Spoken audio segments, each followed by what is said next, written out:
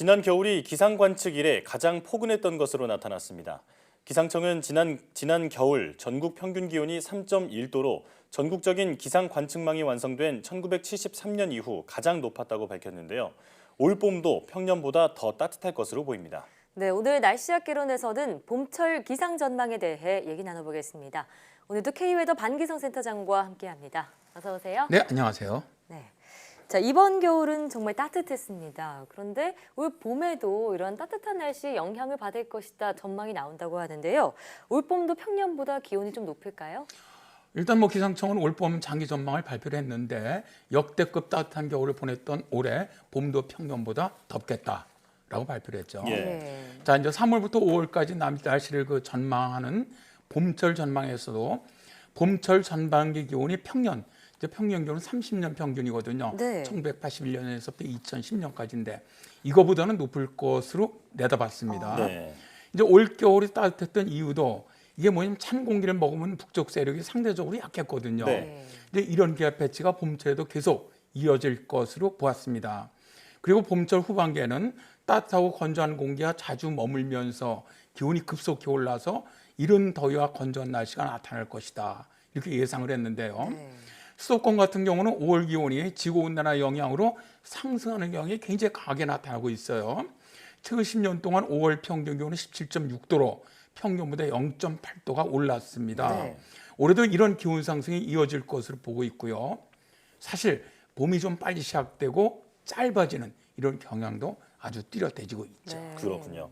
자, 이상기온으로 인한 생태계 변화가 곳곳에서 일어나고 있는데요. 사실 겨울잠을 자던 개구리가 깨어난다는 절기인 경칩이 3월 2일에서 8일 사이인데 네. 개구리들이 진작에 깨어났다고 하고요.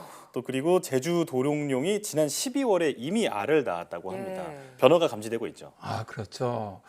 이 개구리 같은 경우는 봄을 알려주는 지표동물이죠. 이 많은 지역에서 그런데 이제 개구리가 월동에서 나와서 산란하는 장면이 이미 포착되었고요. 네.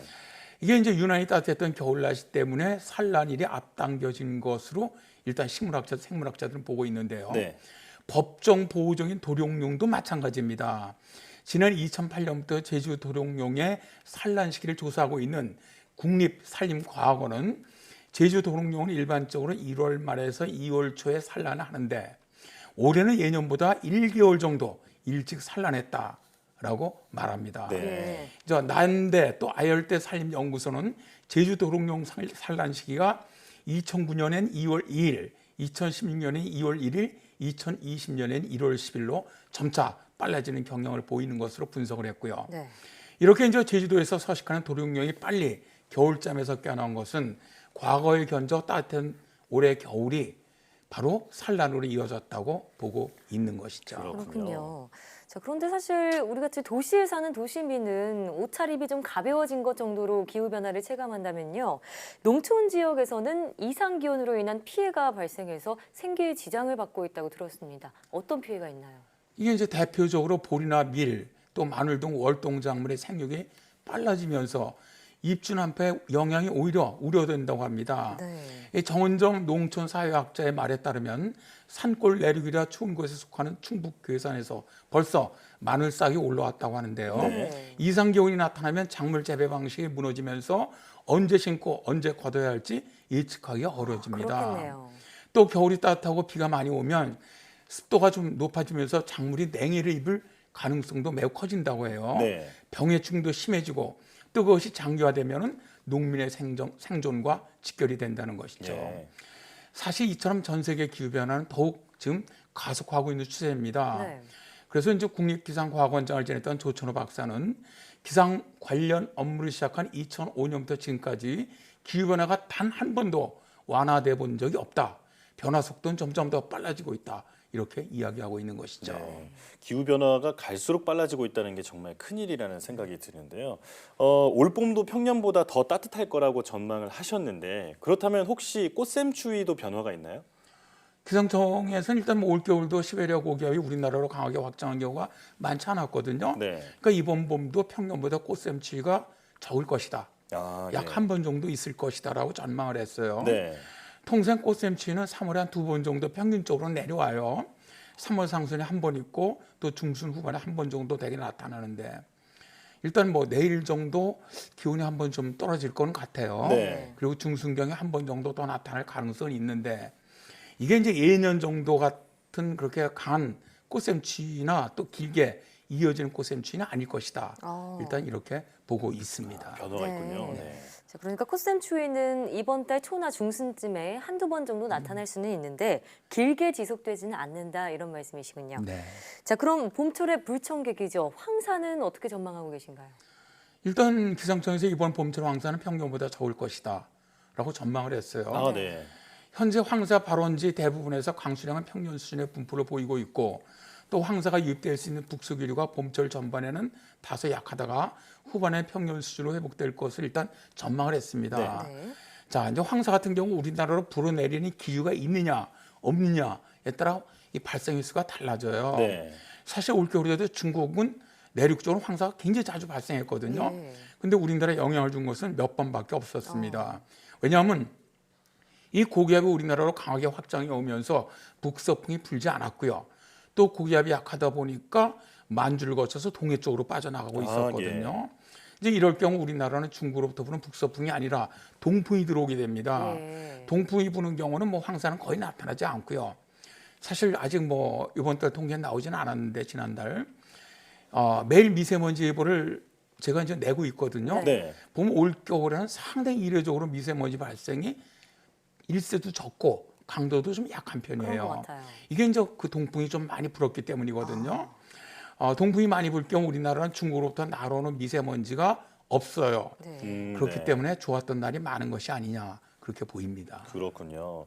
자, 이 봄철에는 원래 미세먼지가 극성인데 다행히 올 봄에는 황사는 그렇게 걱정하지 않아도 된다라는 얘기인 것 같은데, 자, 하지만 미세먼지가 황사로만 이루어져 있는 건 아니잖아요. 그렇죠. 올 봄 전체 미세먼지는 어떻게 보고 계신가요? 단저 기상 전문가들은 일단 올봄 미세먼지는 좀 나쁘지 않겠느냐 그렇게 보고 있어요. 네. 이제 황사가 적다는 것은 시베리아 고기압 확장이 어렵기 때문인데 이렇게 확장이 어렵다면 우리나라는 이동성 고기압 영향을 받을 가능성이 높다는 얘기거든요. 네. 왜 작년 3월 초에 이동성 우리나라가 고기압권 내에서 아주 따뜻한 날씨가 이어지면서 대기가 정체되고 축적되면서 가지고 그 미세먼지 대란이 있었지 않습니까? 정말 네, 맞아요. 근데 올봄 같은 경우 미세먼지 농도가 평년보다 좀 이런 이동성 고기압 영향이 많아진다면 높을 가능성이 있다는 것이죠. 특히 이제 3월 같은 경우 뭐 연중 이 미세먼지 농도가 가장 높은 그런 시기이기도 하거든요. 네. 그 정리하자면 황사에 비해서 미세먼지는 좀 적신호를 띌 가능성이 있다 이런 말씀이시군요. 자, 그런데 최근에는 미세먼지보다 더 심각한 게 바로 코로나19 바이러스입니다. 따뜻해지면 날이 좀 따뜻해지면 이 감염증도 바이러스도 좀 줄어들지 않을까 이런 전망도 있는데 어떻게 보고 계신가요? 정말 그렇게 됐으면 좋겠습니다. 일단 뭐 현재 대한의사협회 과학검증위원장이죠. 최재욱 고려대 예방의학과 교수. 뭐 우리나라 대한의협에서 과학검증위원장이니 가장 어떻게 보면 좀 권위가 있다고 저는 생각을 하는데 이분은 따뜻한 날씨가 코로나19를 억제하는 데 분명한 효과가 있다라고 네. 강조를 했어요. 이 최 교수가 제시한 미국 노스캐롤라이나 대학 연구 결과에 따르면 최근 날씨와 비슷한 기온인 4도, 상대습도 20% 조건 하에서 코로나19는 물체 표면의 28일까지 생존할 수 있다라고 해요. 네. 그런데 4월 날씨와 비슷한 기온, 즉 20도, 상대습도 20%가 유지되면 코로나 바이러스 생존 기간은 일주일로 급격히 감소를 확 하고요. 줄어드는군요. 또 여기에 장마철과 비슷한 습도 50% 조건이 되면 바이러스 생존 기간이 하루에서 이틀 정도에 불과하고요. 기온을 40도로 올릴 경우 바이러스는 24시간 내 대부분이 비활성화된다는 것이죠. 그래서 이제 최 교수는요, 이 도널드 트럼프 미국 대통령이 4월께 코로나19가 사라질 것이라고 말하는 것, 또 혹은 아베 신조 일본 총리가 올림픽 개최를 자신하고 있는 것도 다 이 같은 논문의 영향으로 풀이된다라고 말하기도 했는데요. 네. 뭐 사실 이렇게만 된다고 해도 4월에 코로나19는 한풀 꺾일 것으로 일단 보입니다.